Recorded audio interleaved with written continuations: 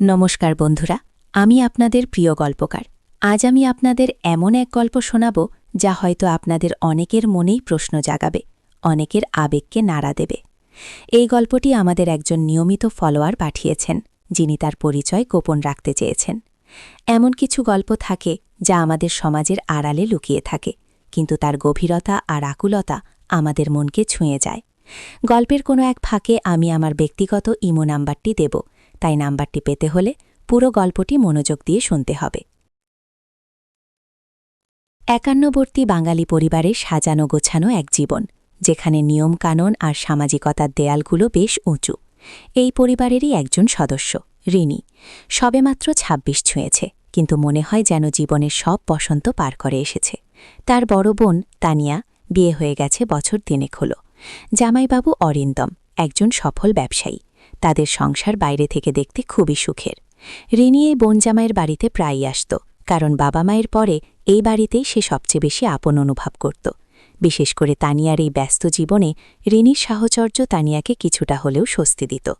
কিন্তু রিনির নিজের জীবনে বড় শূন্যতা। চাকরি করে, নিজের পায়ে দাঁড়ানো মেয়ে, কিন্তু মনটা সবসময় ফাঁকা। ভালোবাসার মানুষ ছিল একজন, কিন্তু পারিবারিক চাপে তাকে বিয়েটা ভাঙতে হয়েছিল। সেই থেকে রিনি নিজেকে গুটিয়ে নিয়েছিল। অরিন্দম তার বড় বোনের স্বামী। প্রথম থেকেই রিনির প্রতি একটু বেশি খেয়াল রাখতেন।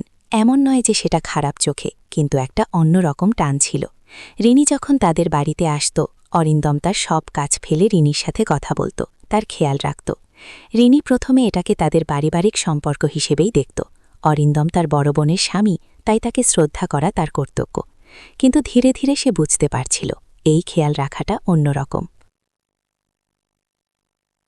সেদিন ছিল ছুটির দিন। তানিয়া আর অরিন্দম একটা জরুরি কাজে বাইরে গিয়েছিল। রিনি একা ছিল বাড়িতে। দুপুরের খাওয়া দাওয়ার পর একটু ঘুমিয়ে পড়েছিল। ঘুম ভাঙতেই দেখল সন্ধে নেমে আসছে। বারান্দায় এসে দাঁড়াল। মনটা বড় উদাস। হঠাৎ পেছনে কারো পায়ের শব্দ। তাকিয়ে দেখল অরিন্দম। এত তাড়াতাড়ি ফিরলে যে? জিজ্ঞেস করল রিনি। অরিন্দম কাছে এসে দাঁড়াল। না, মানে একটু তাড়া ছিল। তোমাদের সাথে কিছু কথা বলতে চেয়েছিলাম। রিনি বলল, বসুন, কি কথা? অরিন্দম রিনির বসে বসল। দুজনের মধ্যে একটা নীরবতা। বারান্দায় মৃদু বাতাস বইছে, গাছের পাতার শব্দ। অরিন্দমের নিঃশ্বাস ভারী হয়ে আসছিল। রিনিও তার উষ্ণতা অনুভব করতে পারছিল। জানো রিনি, অরিন্দম নিচু গলায় বলল, তোমাকে দেখলে আমার কেন যেন খুব কষ্ট হয়। রিনি অবাক হয়ে তার দিকে তাকাল। কষ্ট? কেন? তোমার ওই একাকী চোখ দুটো। মাঝে মাঝে মনে হয় যেন তুমি কিছু খুঁজছ, এমন কিছু যা তুমি কোথাও পাওনি। রিনির বুকটা ধুক করে উঠল। অরিন্দমের কথার মধ্যে এমন কিছু ছিল যা তাকে স্পর্শ করল। সে মাথা নিচু করে নিল। আমি জানি তোমাকে এসব বলা উচিত নয়, কিন্তু অরিন্দমের গলা ধরে এলো, আমারও তো একটা জীবন আছে। তোমার আপুর সাথে আমার সংসার ভালো, কিন্তু সে থামল। রিনি এবারও কিছু বলল না, শুধু অরিন্দমের দিকে তাকিয়ে রইল। তার চোখে যেন রাজ্যের সব অব্যক্ত কথা। আমি দেখেছি তুমি কেমন একা থাকো, কেমন চুপচাপ। তানিয়া তার নিজের জগতেই ব্যস্ত, আর তুমি যেন নিজের খাঁচায় বন্দী। অরিন্দম ধীরে ধীরে রিনির হাত ধরল। রিনি চমকে উঠল, কিন্তু হাতটা ছাড়িয়ে নিল না। অরিন্দমের হাতের স্পর্শে কী ছিল? এক অদ্ভুত উষ্ণতা, এক আকুলতা। তোমাকে আমি অন্য চোখে দেখি রিনি। অরিন্দম রিনির মুখের দিকে তাকিয়ে বলল, এমনভাবে দেখি যা হয়তো আমার দেখা উচিত নয়, কিন্তু আমি নিজেকে আটকাতে পারছি না। রিনি এবার সত্যিই ভয় পেয়ে গেল। এই কথাটা সে আশা করেনি। দুলাভাই, তার নিজের দুলাভাই। সে কি বলছে এসব? দুলাভাই, প্লিজ, রিনি মিনতি করল। প্লিজ, কিছু বলো না, শুধু শোনো। অরিন্দম রিনির হাতটা আবার ধরল, এবার আরও দৃঢ়ভাবে।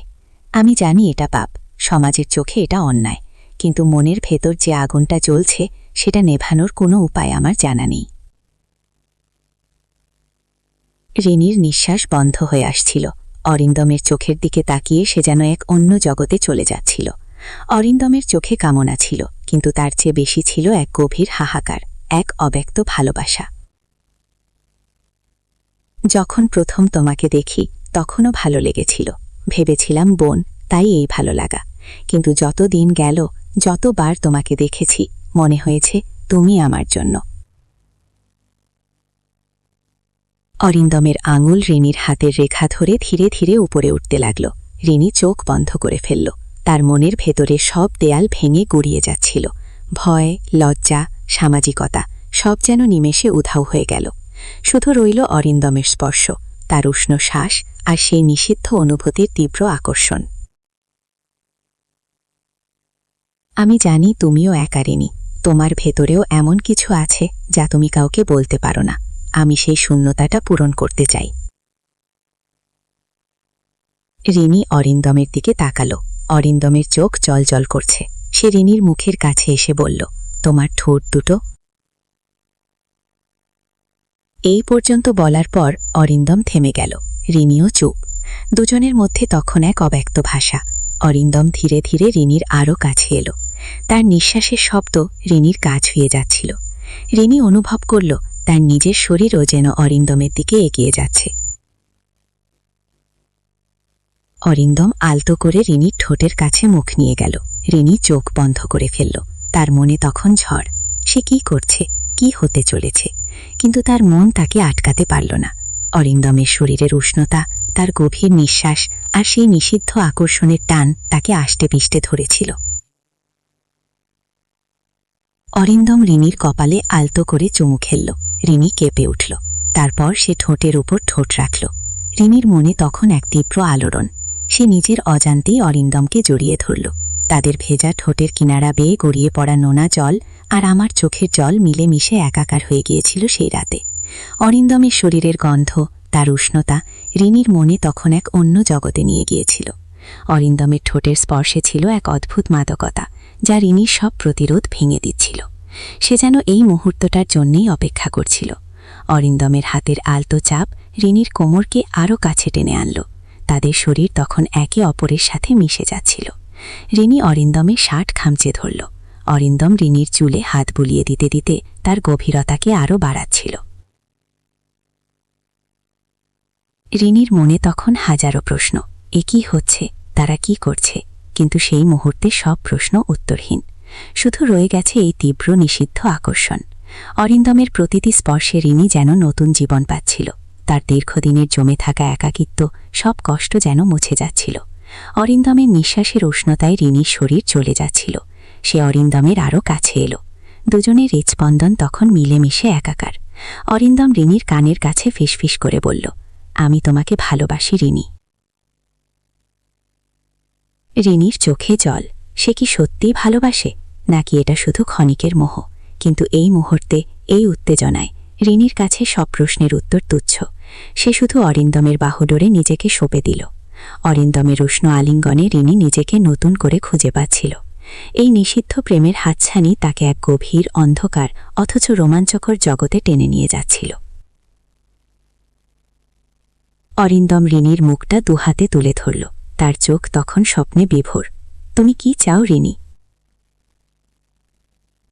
রিনি কিছু বলতে পারল না, শুধু মাথা নাড়াল। এই মুহূর্তে তার সব চাওয়ার একটাই মানে, অরিন্দম। অরিন্দম ধীরে ধীরে রিনির কানের লতিতে আলতো করে চুমু খেলল। রিনি শিহরিত হয়ে উঠল। অরিন্দমের প্রতিটি স্পর্শ রিনির মনে এক নতুন অনুভূতির জন্ম দিচ্ছিল। তাদের ভালোবাসার এই গোপন অধ্যায়, এই নিষিদ্ধ টান, সব যেন এক নতুন ভোরের স্বপ্ন দেখাচ্ছিল। অরিন্দম রিনির কপালে আলতো করে চুমু খেলল। তারপর ধীরে ধীরে তার ঠোঁট নামিয়ে আনল গলার দিকে। রিনির সমস্ত শরীর যেন বিদ্যুতের স্পর্শে কেঁপে উঠল। অরিন্দমের উষ্ণ নিঃশ্বাস তার ত্বকে এক নতুন উত্তেজনার সঞ্চার করছিল। রিনির মনে তখন এক অদ্ভুত দোলাচল। একদিকে সামাজিক ভয়, অন্যদিকে অরিন্দমের প্রতি তীব্র আকর্ষণ। সে অরিন্দমের বাহুতে আরও শক্ত করে আঁকড়ে ধরল।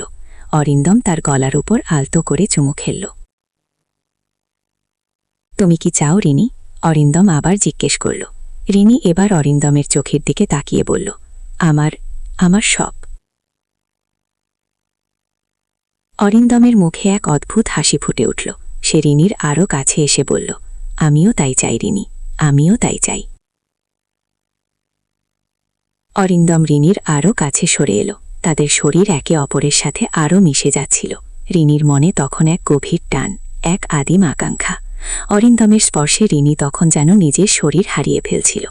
অরিন্দম ধীরে ধীরে রিনির গাল বেয়ে নেমে আসা দুফোঁটা অশ্রু মুছে দিল। কাঁদছ কেন রিনি? অরিন্দম ফিসফিস করে বলল। ভয় করছে দুলাভাই, রিনি প্রায় অস্ফুট স্বরে বলল। আমি আছি তো, ভয় পেও না। অরিন্দম রিনিকে আরও শক্ত করে জড়িয়ে ধরল। সেই রাতে এক নতুন নিষিদ্ধ প্রেমের জন্ম হল, এক নিবিড়, গভীর কিন্তু অত্যন্ত বিপজ্জনক প্রেম। অরিন্দমের উষ্ণতা রিনিকে এক নতুন জীবনের সন্ধান দিচ্ছিল, কিন্তু একই সাথে তাদের ঠেলে দিচ্ছিল এক অজানা ভবিষ্যতের দিকে।